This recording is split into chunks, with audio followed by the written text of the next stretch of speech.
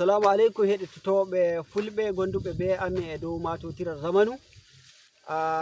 Min taski inchallahu ngam wurtinanuki on goɗɗum season ɗum fulfulaku ɗum wi'ata fina tawa inchallahu. Inde am Ahijo Ibrahim Lamiɗo andiraɗo e Feshare.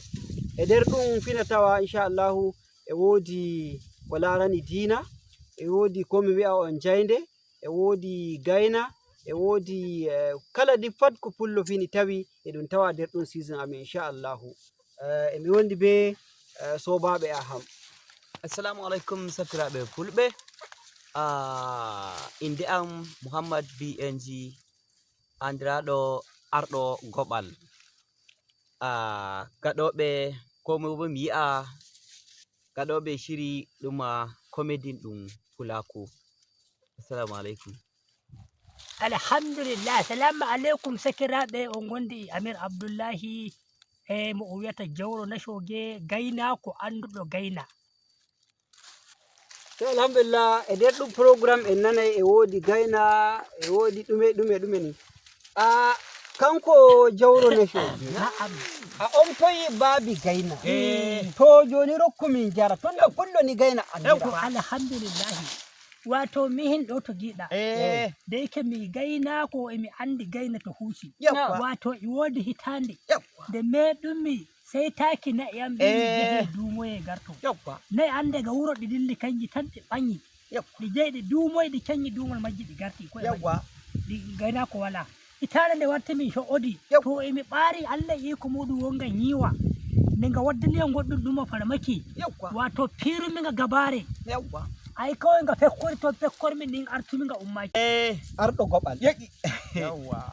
To mi remi muri. Yawwa muri an. Masha Allah. Yawol mi ma nana ittumidi. Jarumidi nder ɗuma bembal. Yawwa. To mi ma nana to yeyi nokkowai. In sorɓa. Ainin tawa shobbar kawai nder. To ɗon keɓmi de inde nde nan to wi arɗo goɓal. Wonki ide haade.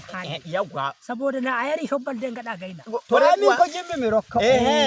Wato mihi den hocci en yari en jande sai huddi wiki an alifi aina ganargil wawu zali to modibbo on ɗo honde tokkumomi sai da jarumomi ko gaɗa mi nufi to jarumomi sai da keñumi jande wonde hude o bari mi hocci dinde gaba go sai da jami leɗe shappanɗe joweeɗiɗi mi tefa modibɓe mi heɓayi modibbo janginaɗo yam ede jami pilimi kaba mi tora Feshare Allah waddi un ɗo o mi woni laamiɗo modibɓe duniyaru ai goɗɗo modibbo doggaɗo goɗɗum ba'azi nder dina mi raraymo tan.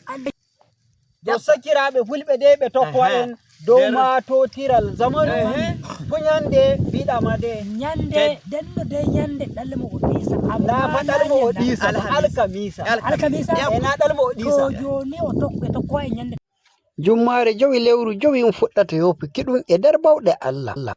Nanga tokkoyke e nyande teddude ko nyande teddude e nanga yoki programme men ɗum fina tawa inchallah. Den kadi in wawa tokkuki en dow TV meɗen Kawtal Hore TV.